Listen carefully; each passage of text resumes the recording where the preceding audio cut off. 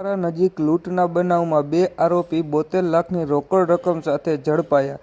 મોરબી જિલ્લા પોલીસ વડા દ્વારા પ્રેસ કોન્ફરન્સ યોજાઈ. બાબતે પ્રાપ્ત માહિતી મુજબ ટંકારાની ખજૂરા હોટલ પાસે રાજકોટના આંગડિયા પેઢીના માલિકની કારનો પીછો કરી કારને ટક્કર મારી 90 લાખની લૂંટ ચલાવવામાં આવી હોય. જે બનાવમાં મોરબી જિલ્લા પોલીસે 2 આરોપી અભી લાલાભાઈ અલગોતર અને અભિજીત ભાવેશભાઈ ભાર્ગવ ને 72 લાખની રોકડ રકમ સાથે લતીપર રોડ પરથી ઝડપી લેવામાં આવ્યો હોય. જે બનાવ મામલે મોરબી જિલ્લા પોલીસ વડા દ્વારા પ્રેસ કોન્ફરન્સ યોજી માહિતી આપવામાં આવી હતી.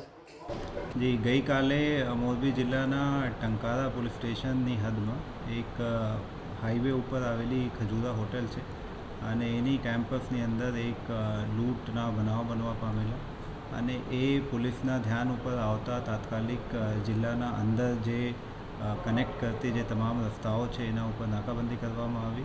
તેમજ સાથે સાથે જે નજીકના આપણા પડોશી જિલ્લાઓ છે એના સાથે પણ સંકલન કરી એના પણ અલગ અલગ રૂટ ઉપર નાકાબંધી ગોઠવી દેવામાં આવેલી. જિલ્લા પોલીસના જે બંને ડિવિઝનના ડીવાયએસપી લોકલ પોલીસ સ્ટેશનના પીઆઈ અને સાથે સાથે ક્રાઇમ બ્રાન્ચ અને એસઓજીને પીઆઈને પણ એ વિગત મળતી તાત્કાલિક એ જગ્યા ઉપર પહોંચી ગયા હતા અને એ પ્રમાણે જે ફરિયાદીને જણાવ્યા પ્રમાણે જે ફરિયાદ દાખલ થઈ છે એમાં એ રાજકોટમાં એની ટાઇટેનિયમ કરીને પેઢી છે અને એ પેઢીમાંથી પરત મોરબી આવતા હતા ત્યારે રેકી કરીને પાછળ ગાડી ભટકાડીને અને એને ત્યાં ઇન્ટરસેપ્ટ કરીને અને ગાડીમાંથી પૈસા 4 લોકો લઈને ગયા હતા એ પ્રકારની હકીકત જણાવવામાં આવેલી હતી અને એ અનુસંધાને આજ આપણી પાસે 2 જેટલા આરોપીઓને આ ગુનાના કામે પકડી લેવામાં આવેલા છે અને સાથે સાથે 72 લાખથી વધારે રકમ પણ એના પાસેથી કબજે કરી લેવામાં આવી છે. ટોટલ કેટલી રકમ હતી અને આ જે આરોપીઓ જે છે ક્યાંના છે, શું નામ છે અને કઈ ઇતિહાસ? એ ટોટલ જે એની પાસે રકમ હતી એ 90 લાખ જેટલી હતી જે રકમ આરોપીઓ લઈને ગયા છે અને એ 90 લાખ પૈકી જે મેં આપને જાણ કરી એ પ્રમાણની અત્યારે આરોપીઓ પાસેથી રિકવરી પણ કરી લેવામાં આવેલી હતી.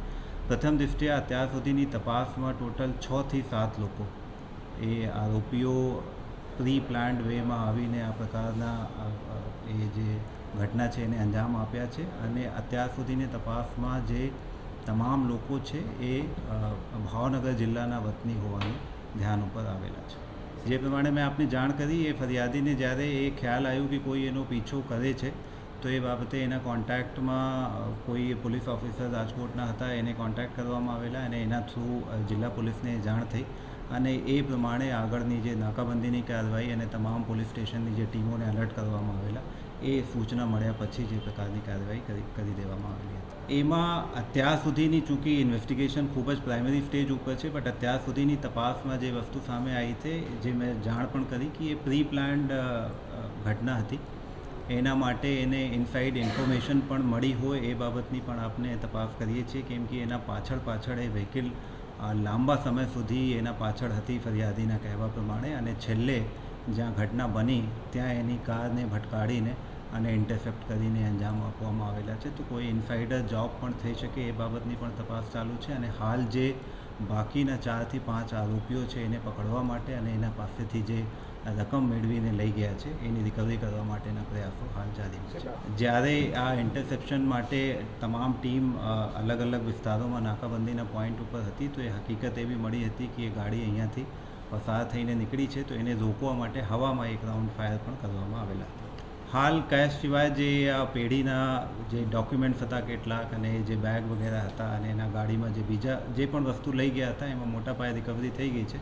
બાકી કેશ અને આરોપીઓની રિકવરી અને એને અરેસ્ટ કરવા ઉપર 2 ગાડીઓ પણ જપ્ત કરી છે. 2 ગાડી પણ એમાં કબજે કરવામાં આવી. ટોટલ સ્ટાફ જે ટંકારા પોલીસ સ્ટેશનના ઓલમોસ્ટ કમ્પ્લીટ સ્ટાફ, મોરબી તાલુકા પોલીસ સ્ટેશનના જે આપણે જામનગરથી બોર્ડરિંગ જે રસ્તાઓ લાગે છે એના ઉપર નાકાબંધી માટે સ્ટાફ ગોઠવવામાં આવેલા હતા. બંને સિનિયર ડીવાયએસપી જે છે એ પણ જગ્યા ઉપર હાજર હતા અને સાથે સાથે એલસીબી એસઓજીની સમગ્ર ટીમ પણ એ કામગીરીમાં જોડાઈ હતી.